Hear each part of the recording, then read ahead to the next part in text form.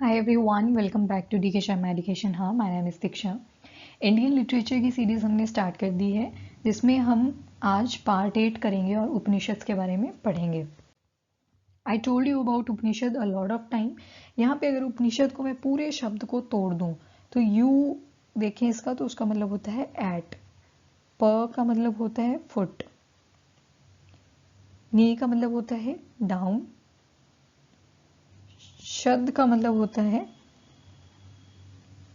To sit. तो that is the literal meaning of Upanishad. और जब भी उपनिषद की बात आती है तो हम बात करते हैं दो चीज़ों के बारे में, गॉड एंड सोल, आत्मा और परमात्मा. तो that is all included inside your Upanishad. थोड़े से फीचर्स देख लेते हैं उपनिषद के बारे में. इसको वेदांता भी बोला जाता है. इसको वेदांता इसलिए बोला जाता है क्योंकि ये वेदों के अंत में लिखा गया है. वेदांता दो शब्दों से बना है, वेद प्लस अंत. अंत का मतलब ही क्या होता है? एंड. डन. उसके बाद आता है sit down near the teacher. As I told you कि इसका मीनिंग क्या है पूरे का. तो यू का मतलब है एट, पा का मतलब है फुट, नी का मतलब है डाउन एंड शट का मतलब है टू सिट. और किसके पास बैठना है? टीचर के पास.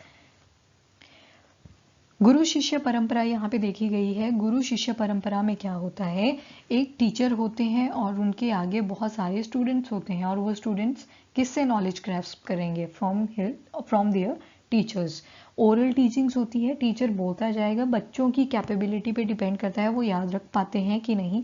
और देखा जाए ना तो उस टाइम वो याद रख लिया करते थे बिकॉज उनके पास कोई सोर्स नहीं था. जैसे जैसे सोर्सेज ज़्यादा हो जाते हैं तो हम बोलना शुरू कर देते हैं.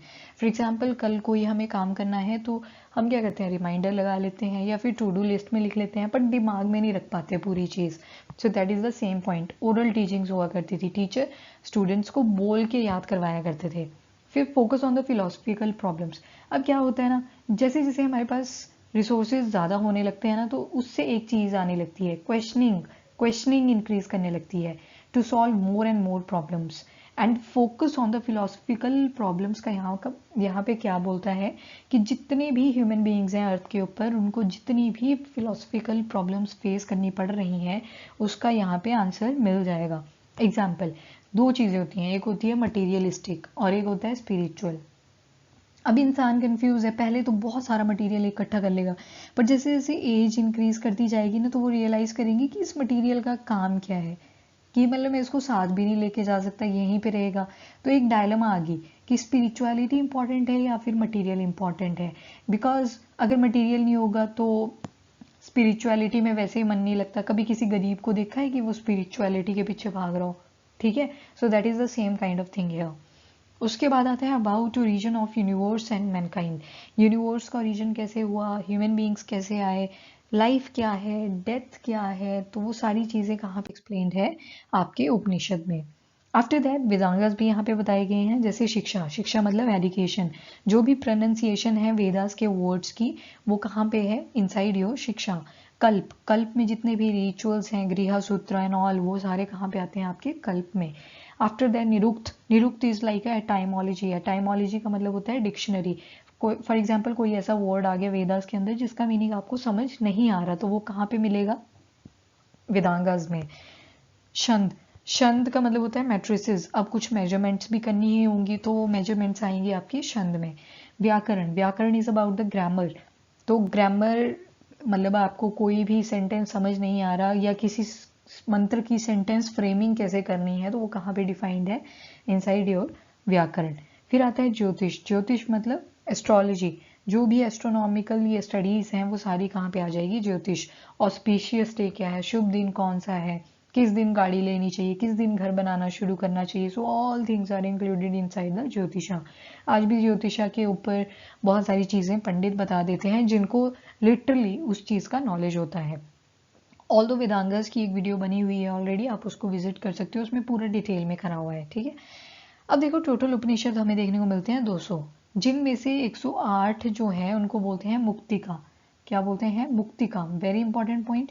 और 108 जो है, जैसे हिंदू की आपने माला भी देखी होगी जो जिससे कोई भी मंत्र है उसको जपते हैं, उसको रोल करते करते, तो उसमें भी कितने बीड्स होते हैं? 108.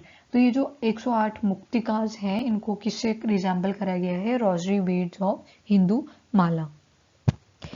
इंपॉर्टेंट उपनिषद देखने को मिलता है मुंडक उपनिषद। तो Mundaka Upanishad is consider as the most important. यहाँ से ही हमने सत्यमेव जयते भी पिक करा है, that is truth alone Triumph. ठीक है, जो हमारे सारनाथ हैं, नेशनल एम्बलम है, उसके नीचे भी लिखा गया है सत्यमेव जयते। हर एक वेद के आपको उपनिषद मिलेंगे। हमने ब्राह्मणास भी देखे कि हर एक वेद के अपने अपने ब्राह्मणास थे, हर एक वेद के अपने अपने अरंकास थे। उसी तरह से हर एक वेद के अपने अपने उपनिषद भी होंगे। ऋग्वेद के तो बहुत ईजी हैं। ऋग्वेद में देखें तो क्या आता है, ऐत्रेय कौशिकी। ऐत्रेय और कौशिकी दोनों उपनिषद किसके हैं, ऋग्वेद के। और यही सेम नाम हमने कहाँ देखे थे, इनसाइड योर ब्राह्मणास एंड अरंकास। तो ये याद रखना इतना टफ नहीं है। फिर आता है आपका सामवेद। सामवेद में देखें तो केना और चंदोगे, केना एंड चंदोगे किसके उपनिषद आ जाते हैं, आपके सामवेद के। After that Yajurveda. यजुर्वेद के 3 रहेंगे, तैत्तरीय, कथाईशा एंड बृहद रंका। तो इनको याद रख लेना बिकॉज थोड़ा कॉम्प्लिकेटेड लग सकता है। ऑल्दो तैत्तरीय हमने पहले भी पढ़ लिया है तो इतना टफ नहीं होगा, इतना याद रह जाएगा कि तैत्तरीय किसको बिलोंग करता है, यजुर्वेद को। फिर मंडूका या फिर मंडूका प्रश्न भी जिसको बोलते हैं, ये आपके अथर्ववेद के आते हैं। ठीक है, इसका स्क्रीनशॉट लेना है तो उसका ले लो, नहीं तो एक और पिक्चर लगाई है लास्ट स्लाइड पे, वो ले लेना, उसमें मैंने सारी समरी आपको प्रोवाइड कर दी हुई है। आफ्टर दैट उपनिषद और अरंक्यास के बीच में अगर एक छोटा सा डिफरेंस देखें तो उपनिषद बताता है जन कांड के बारे में, कि जन का कल्याण करना है तो आपको नॉलेज अटेन करनी पड़ेगी, आपको स्पिरिचुअलिटी के रास्ते पे चलना पड़ेगा। That is according to Upanishad, God and soul. Aranyakas की बात करें तो दे टॉक अबाउट द कर्म कांड। अगर आपको कुछ भी चीज अटेन करनी है, मोक्ष अटेन करना है, बिकॉज उपनिषद का अल्टीमेट एम क्या है, दैट इज मोक्ष। ठीक है, तो मोक्ष अटेन करने के लिए आपको नॉलेज और स्पिरिचुअलिटी के रास्ते पे चलना पड़ेगा। वहीं अरंक्यास बताता है रिचुअल्स और सेक्रीफाइशियल जो सेक्शन है वो कैसे करने हैं, कैसे आगे आगे परफॉर्म करने हैं। So these things are defined where, that is in your Aranyakas. सो ये छोटा सा डिफरेंस था, जनरल सा डिफरेंस था।